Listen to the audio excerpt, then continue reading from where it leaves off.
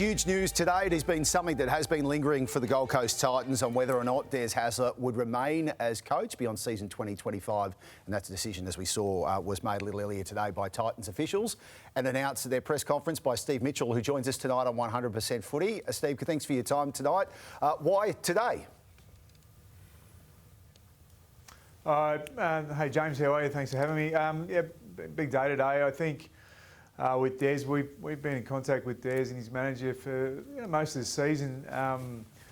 We wanted to give Des and the program every opportunity to rally, and come about. And we've been working through the middle part of the year where the competition was pretty close, and then through the second part of the year itself, and then over the last couple of weeks it became apparent that we weren't moving in the right direction, or we weren't moving, and we had a conversation with Des, and Des has been exceptional, to be honest. I mean, you can't question the man's work ethic.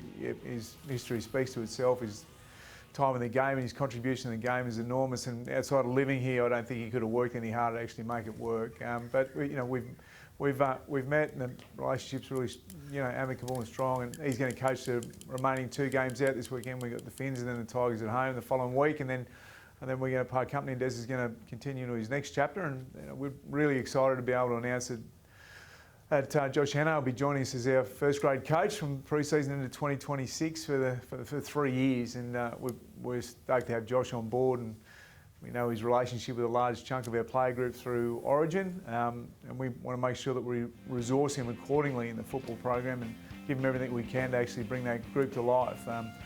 But first, we want to acknowledge Des's contribution to the game and to us particularly, and the work he's done around the club, and then make that and have as much dignity as we can around that process, and then announce Josh's appointment, which we're very, very excited about.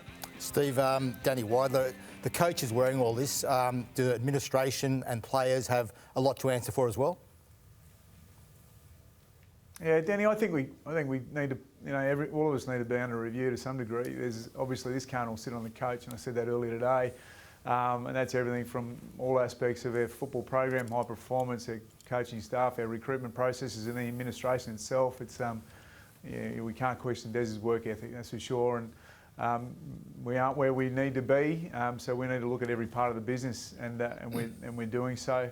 We do, however, need to adjust, and we need to find what we believe is the best man available to actually take this forward.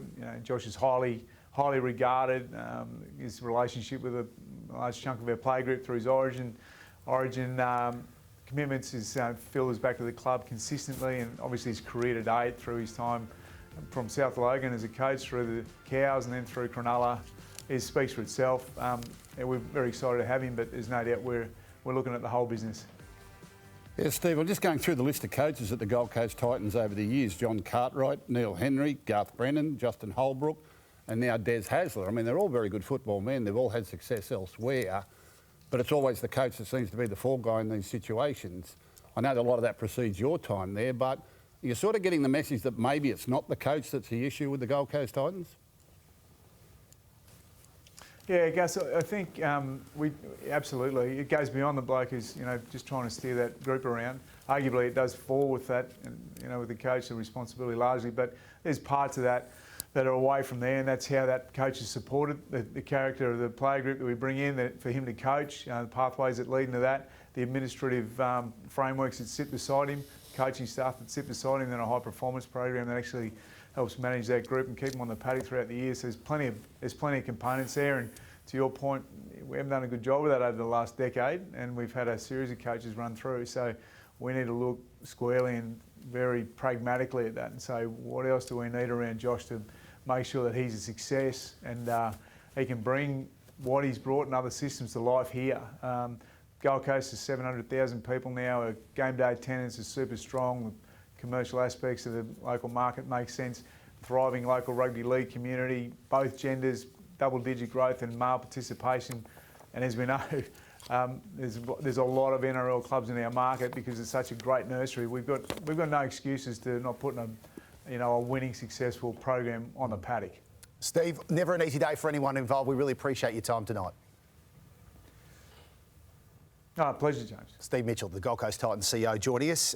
Is it the last we'll see of Des in the NRL, Danny? Look, it's been a great career, but I think it's now in the position where it'd be difficult for him to get another position, at least as a head coach for a little while.